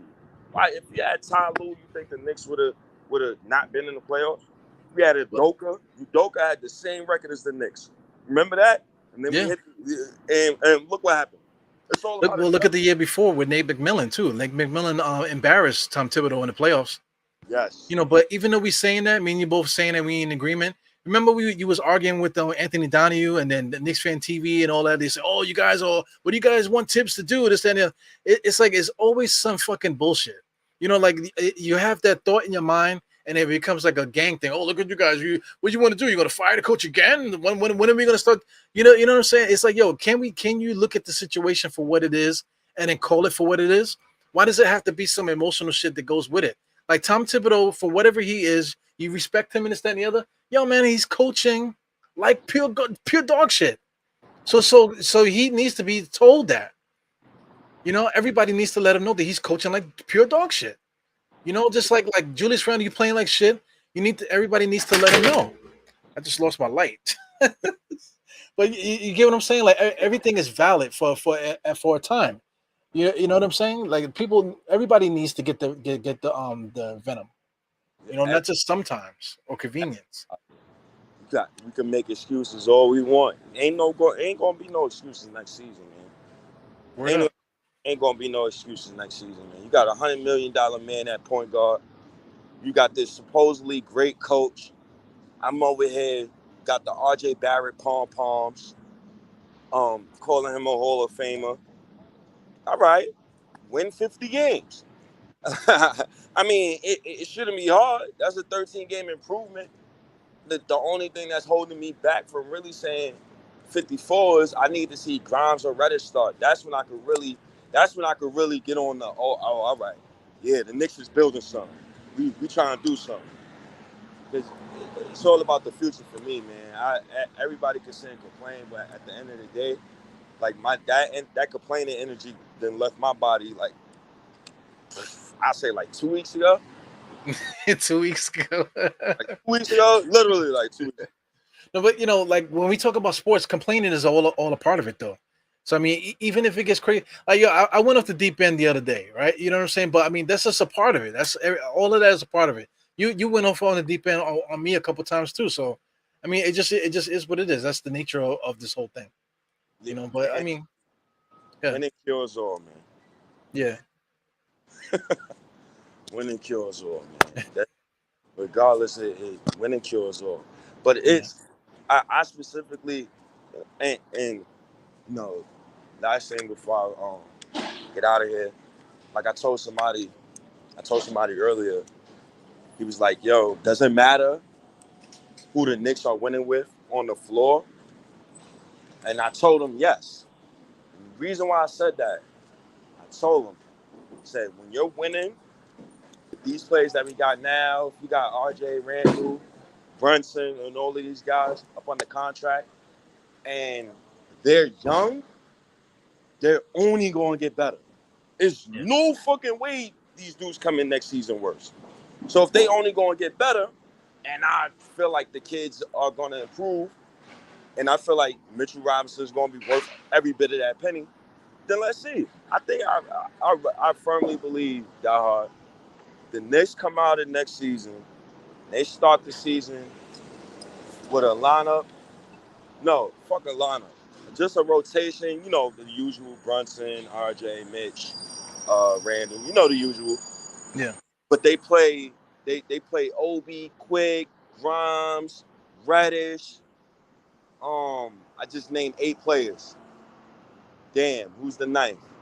Yeah, it can get to 12.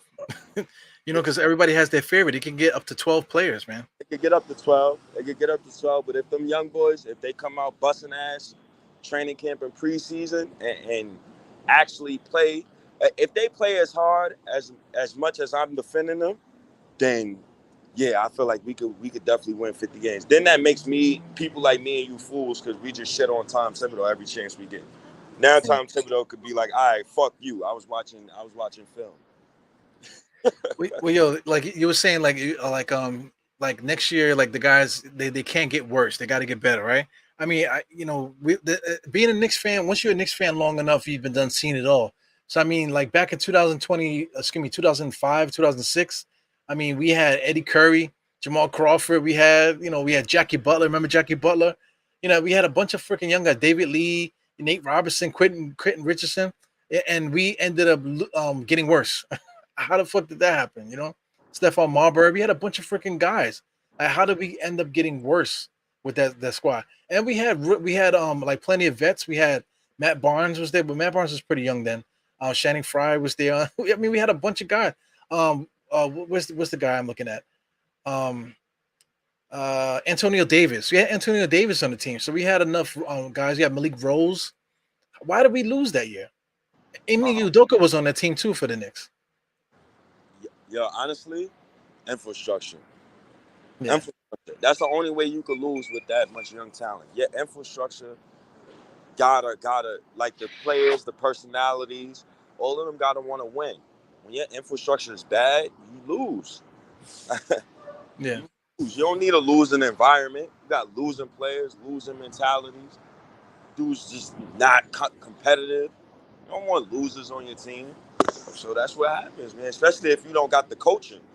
The coaching too, dog. Yo, dog, don't forget the coaching, man. We ain't even got. I don't even want to. That's a whole another 3 hours or so.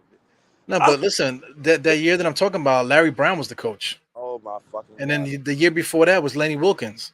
So you're talking about some of the greatest coaches of all time, and we still was freaking losing. It's like we didn't. I'm trying to say we didn't seen it all as Knicks fans, So you got to know your history before you start going off the deep end about what's happening now. Because I mean, it might have happened before, and it as a Knicks fan, it more than likely did. I will say this, and I'm gonna let you get out of here. I'm gonna let you continue to talk to the people. I appreciate you. Diehard State of Mind. Diehard Knicks, man. State of New York Knicks. Appreciate all of you guys tuning in, man. Show my guy Eru some love. Get them likes up. Eru. I'm just praying. I think we can win 50 games, man. I think we could really win 50 games, man. It's just a part of me right now. I really think we could win 50 games. The only crutch, it's not even Randall, bro. It's the 64-year-old dumbass at head coach. Yeah. He's going to be the one. If this season fucks up, it's because of him. Yeah. It ain't going to be because of them other players. It's going to be because of him. So, because all of our players got good heads on his shoulder. Everybody's good hard workers. So it's all on him. He can't say that we got alcoholics and and womanizers and all this. Because that's what we had before that year when I said with all those young guys. Quentin Richardson looked like a freaking fat woman. He looked like a grandma. He looked like grandma. Steve Francis was on the team. He was a walking alcoholic. I could just go on and on. Eddie Curry was like a piece of shit. You know what I'm saying? So you could just go down the line, whatever. We don't have that right now. So, Nah, Tom Thibodeau needs to do what he does. yeah, man. We got a bunch of family men. We got a bunch of family men, good personality guys, man, good guys, man. I like this group of guys that we got, man. We'll see, man. None of them look like superstars at the moment, Yeah. but we'll see. Everything just takes time. We'll definitely see. And lastly, um, before I get out of here, it was a story. I was watching Vlad TV. And I was watching the Eddie Curry interview, and this was while he was on the Knicks. He talked about how his trainer had got him set up, and he had got robbed, and he had to call Isaiah Thomas like a month before the season. Isaiah Thomas sent authorities to his house. Case in point, he was a Knick at the time, very stressed out. He was always hurt, bad infrastructure. And I think that was around the same time Isaiah was going through them allegations. So, Yeah. yo, man, we need to be a little excited, man. Those Dice is over there coaching his ass off. Let me continue to watch the game. Die hard. I'm out of here, my guy. I Yeah. Be appreciate. careful, man. Be careful Yeah, walking around out there. yeah, man. I'm careful. I'm careful, man. I'm careful. But I appreciate all of you guys tuning in, man. Appreciate all of you guys, man. Let's go Knicks, man. We can go watch the game, brother. Yeah. Watch out for them Pistons fans, man. They dangerous. You know what I'm saying? You don't never know when you're gonna see one. I Yeah, man. Peace. all right, peace, bro. Yeah, that's State. So that was basically like a halftime show with State coming in there. I don't know how State could do that, man. He must have like the greatest phone service in the history of phone service. Because I can never get the pod to look like that when I'm on my phone. Yeah, the Knicks right now, this is not looking too good, man. I feel like the Knicks lost a lot of steam. Like we're getting exposed as far as like who could score and stuff. But I mean, if you looked at the rosters, the summer league rosters, we don't really have a lot of scorers, man. Like everyone's expecting Quentin Grimes to dominate as he should. What was that? Yes, absolutely. Trevor Keels just almost killed that guy. Trevor Keels, he's not in shape. You can see he's not in shape. He's just a big dude. He's only 18 though. I got a bug flying around this motherfucker, man. I'm trying to keep an eye on him. I don't know where the fuck he went.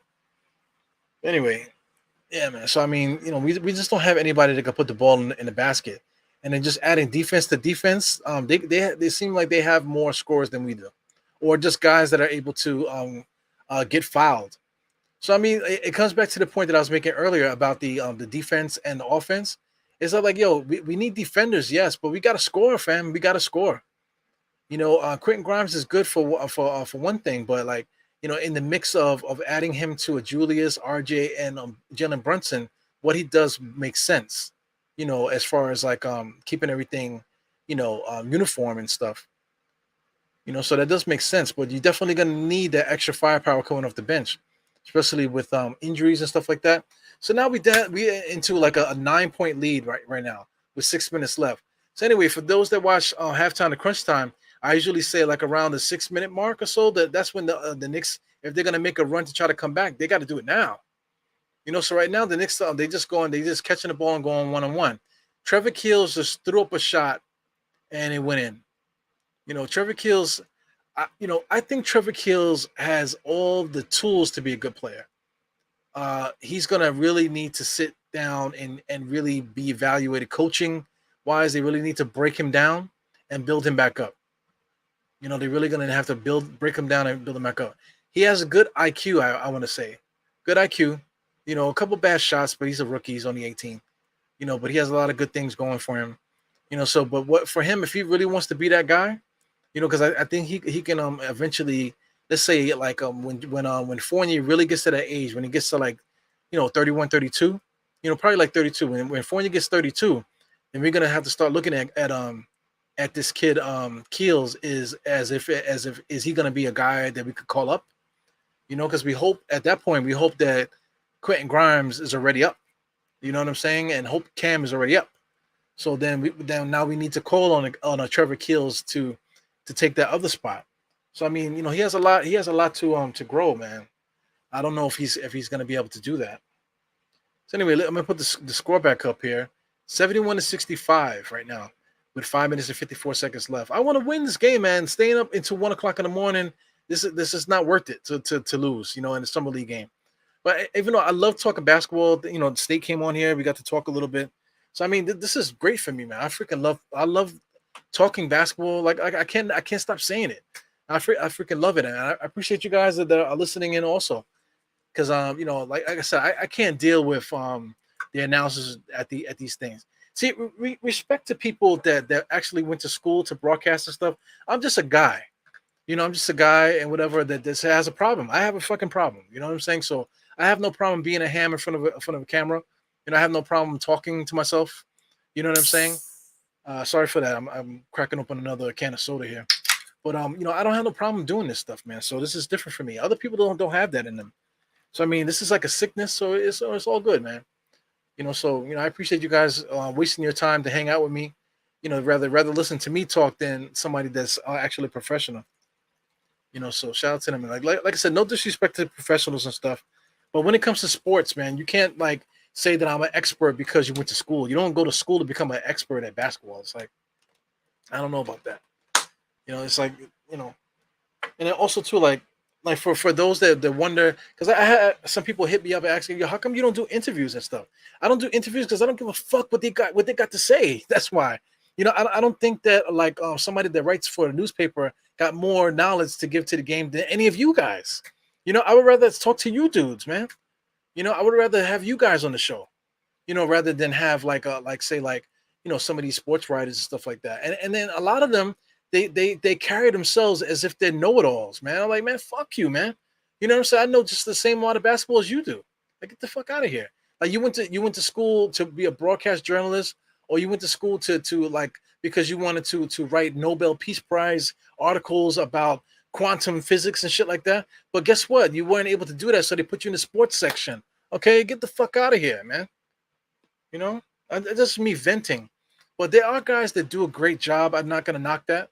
But there are guys that do a great job. That never went to school. That just has a computer and has the time and put in the effort to do it.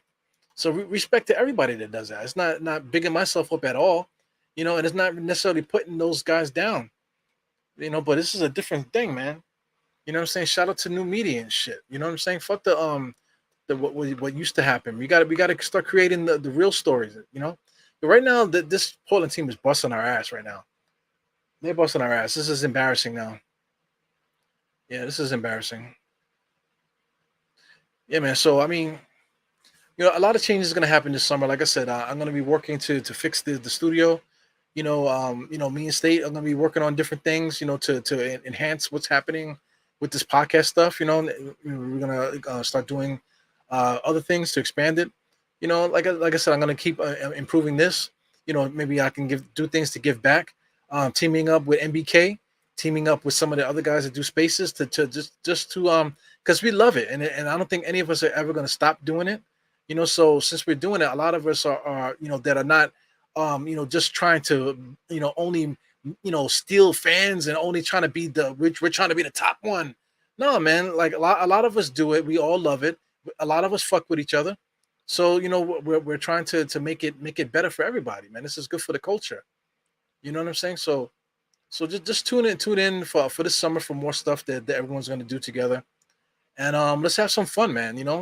For those that can't get involved all the time, get in where you fit in, and then just like enjoy what we do, man. This is us. This is us. Forget like the world leader in sports and all this other stuff, man. If they gave me a job, God bless them. You know what I'm saying? But hey, you know what I'm saying? We gotta create our own stories out here. The Knicks are getting destroyed, man. I hate watching the Knicks lose, man. Especially like this, because in a way, I don't want to say it, but in a way, I'm kind of disappointed in some of our guys. So anyway, why are we looking at this? Because it seems like the game is done. It's still 4 minutes left. Anything can happen. As number two shoots a wide open 3-point shot, he is kicking our ass, man. I was saying that he was trash earlier, and he made me shut up. You know what I'm saying? So let me just check out the box score while we're here. Jeez, he's destroying us. So let me bring this down to here. So make sure this is up so you guys can see that. So make it a little bit bigger. So let's check out the box score with the Knicks. Trevor Keels, 8 points. He started scoring like in the second half. So he had 5 rebounds, 1 assist. -8 for the plus or minus. Fern Hunt, is a shell of what he did in the first game. 12 points, 4 assists, 3 rebounds. He's a good player, but he's not gonna be a world breaker. Jericho Sims, 3 for 6. 6 points, 11 rebounds, 4 assists, 2 blocks. That's what we expect him to do in the big club. Quentin Grimes, 8 for 16, 3 for 10, 1 for 4 from the free throw, 4 rebounds, 1 assist, 2 steals. He had 20 points. He had 20 points. It wasn't a good 20 points, I tell you that. It was like a erratic 20 points. Um, Miles McBride is he was 4 for 11, 1 for 5 for 3, 4 assists, 3 steals. He did his thing for what he does, man. But I mean, he can't create for himself. He can't really necessarily create for others. He's basically a basic passer. You know what I'm saying? Very basic. Everything about Quentin Grimes is basic, except his man defense. His man defense is fantastic. Daquan Jeffries, that's his name. I was calling him all kind of names all this whole podcast. But Daquan Jeffries, 1 for 6. He only had 2 rebounds today, 1 steal. But I enjoy watching him play. I think he's a good player. So that's a name to keep an eye on. Montero hasn't been able to do anything. He's just been playing not too good. Mika Porter, I saw a couple of you guys complaining about him in the chat. He's not playing good. 10 minutes. He only played 10 minutes. He has 2 points. He's not rebounding the ball well. He's throwing his body around pretty good. He's playing good defense and stopping the ball. He did that a couple times, I noticed. But he's not really doing anything else to really impact the box score like that. And then outside of that, there's nobody else to really talk about. This guy, Quentin Rose, is that him? It was one guy the Knicks had that put up mad shots. I don't see him. I think it was Quentin Rose. I think it was that Quentin Rose guy. Anyway, the Knicks have a bunch of other players here too. We got Garrison Brooks. We got Amir Sims, MJ Walker. There's a few guys here. So I wonder if the Knicks are just giving certain guys playing time for like the first few games, and then maybe in the next few games, you might see Quentin Grimes not play anymore, and maybe you might see some of these other guys jump in and take over. We'll see. But judging by the way we played today, we didn't you know, we took Portland by surprise in the beginning, but then Portland just exposes. We don't have anybody that can score. And like I said, that is a shot at Miles McBride. There's definitely a shot at him and a shot at some of the other guys too. Let me see what these other guys are doing for Portland. So I think the Trendon Watford guy, that's the dude that's been scoring a lot. Is that him? No. Yeah, that's him. He only has 15. You would think he had 30 the way he's playing. A lot of them filled up the stat sheet too. I see a lot of rebounds, a lot of assists. They filled up a lot of the stat sheet there. A couple double-figure scorers. Jabari Walker, Craig Randall the second. You got Keon Johnson, Brandon Williams. You know what I'm saying? So Brandon Williams, I recognize. I recognize that name. I don't know if that's the same guy I'm thinking about. Keon Johnson, I recognize too. But they just have guys that could score. The Knicks don't have the guys that could score on our team. I thought Hunt was going to be that guy, but I guess not. So I don't see anybody else on the squad that's going to be able to do that. Montero, I was expecting him to score more too. But all that scoring is coming from the same position. So I mean, the Knicks the Knicks summer league team for what we were hoping for a championship. Now that's definitely in question now. So let me just get this score back up. Get a little closer there. There's 81 to 68. That sucks. But I mean, listen, we blew out the first two teams, so we can't get too mad about that. We can't blow everybody out. It happens. So I see some you guys have been commenting too, man. I'm freaking missing everything here. Let me see. I see you're adding me here, Mr. Raf. So you said the Knicks had a solid first quarter and then got cold. So we could blame Richard Jefferson for this loss, I guess, right? So let's do that. Let's blame Richard Jefferson for that. I agree with you, man. Can anyone else score beside? No, they can't. And Quentin Grimes is actually chucking too. Quentin Grimes just now he drove to the basket and showed some hops. He looked like he was trying to bang it, got stuck, but still almost did it, man. So I mean, his hops are sneaky, sneaky hops. But him getting all the way to the basket to dunk, that's gonna be like, that's gonna be very rare in his career. You said Cam will never start as long as Tibbs is the coach. Yeah, we'll see, man. I really don't know what he's gonna do, but I think we're basically gonna see the same shit that we've been seeing. Nothing's gonna change. Tom Thibodeau's not all of a sudden gonna become Don Nelson and start starting Brad Lohaus and shit like that and Anthony Mason at point guard. You know what I'm saying? Remember Don Nelson? Don Nelson was bugged out, but Don Nelson still won a lot of games. I think he won like 30 something games that year with the Knicks before we fought. I think we were like 30, 32 and 17 when he got fired. If I'm not mistaken, you can fact check that. I'll just coming off the top of the head. But Don Nelson actually had a really good record when he was fooling around with the roster like that. You know what I'm saying? So I mean, Tom Thibodeau's not all of a sudden going to do that. He's going to stick to his guns, stick to what he's been doing. So you just got to prepare for it. The way the Knicks offense is, like I said, they do two men on one side, two men on the other, one guy going one on one. Some of the offensive sets that they were running earlier on were really good. The ball was moving like a hot potato. So I mean, if the Knicks could really get that offensive popping, where the offensive players could get off, like Jalen, Julius, and RJ, that's decent offense there.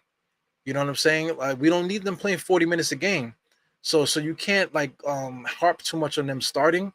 And who's going to be the starter? Because we're going to need the bench, man. We're going to need these guys. We're going to need scoring everywhere. So, I mean, this is a testament. Look at this roster, how bad offensively they are. If you look at the Knicks, you're only going to be relying on three guys. You need more guys. You need other guys that can score. Quentin Grimes is not ready to be that guy, on the main club. I guarantee that. He's going to definitely need the other guys in order to get off.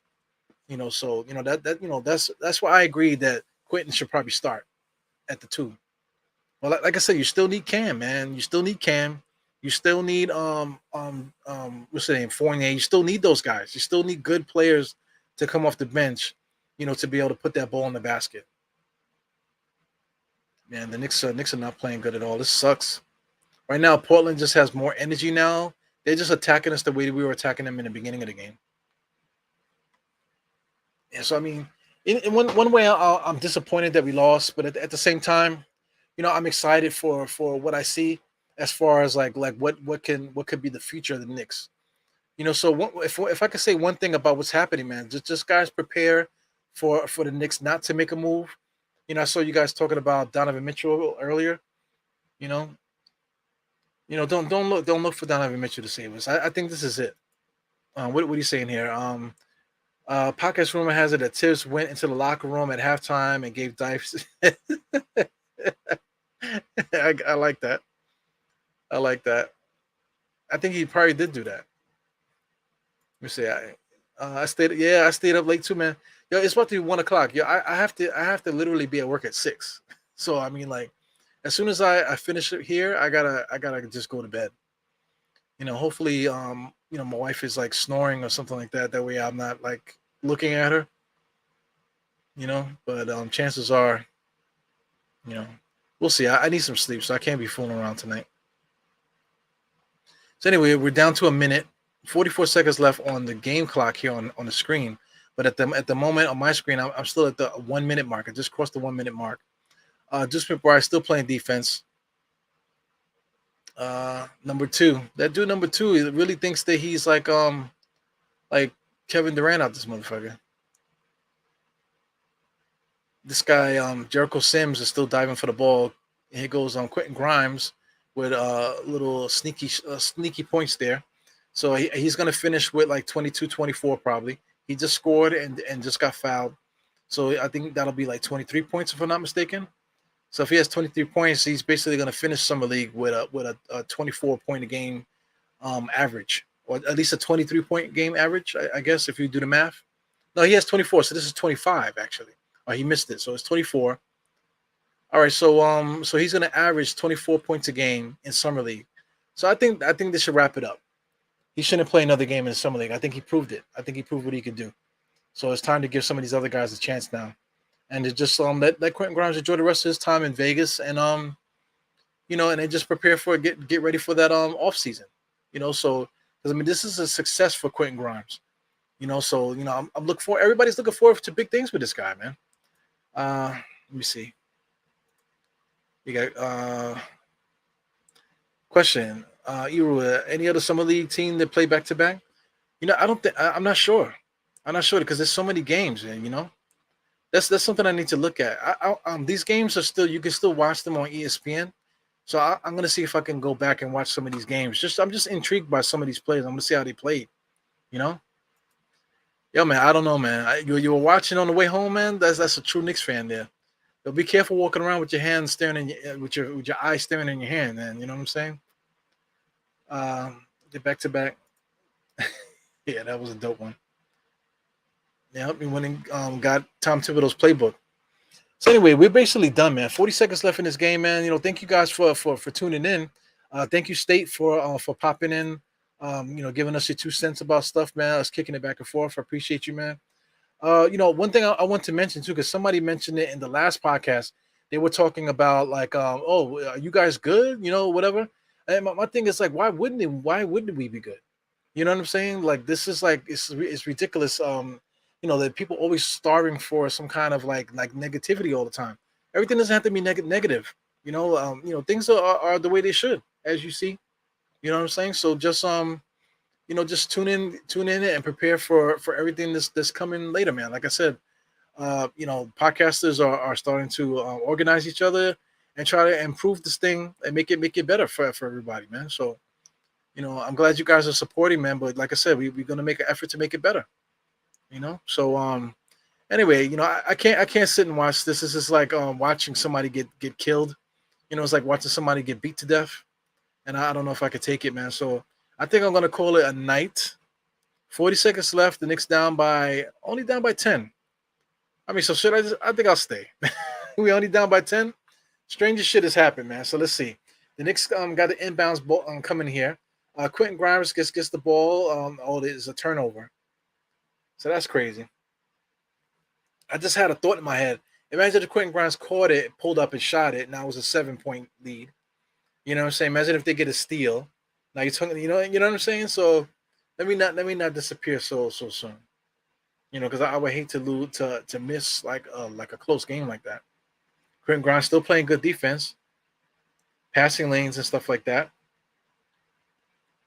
Yeah, so this game is over. Too much time is getting off the clock. Got 33, 32, 31. All right, so they're just going to dribble the clock out now. They got a 12-second shot clock right now. Hunt is playing too much defense. He just called a foul, so he's going to shoot free throws. 25 seconds left on the clock. With his guy number 2, I was dissing him all game, and he ended up having a really good game. I think he probably finishes with like about 20. It is what it is. Oh man, it's definitely like watching a Tibbs team.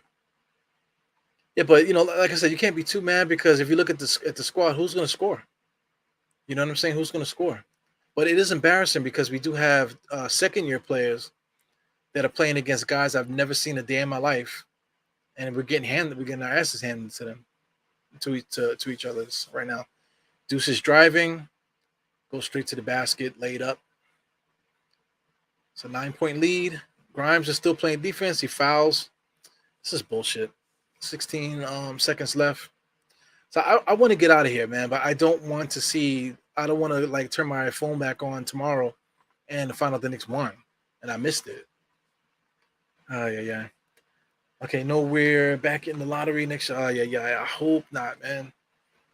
Don't say that, Geraldine, man. But I mean, we definitely could. We could, and, it's not going to take much to get us back in the lottery. Tom Thibodeau can get fired. You know what I'm saying? Certain guys could get hurt. Next thing you know, we're done. So I mean, anything is possible. But I really don't. I'm really tired of doing the lottery shit. Like we went to AC, we did the whole lottery party and stuff. It kind of feel like you wasted your time because the Knicks didn't even do anything. But it was just more dope to hang out with everybody, which was cool. You know what I'm saying? But I just don't want to have to deal with that while we're waiting, hoping for some player that's going to do something crazy for us, Really tired of that.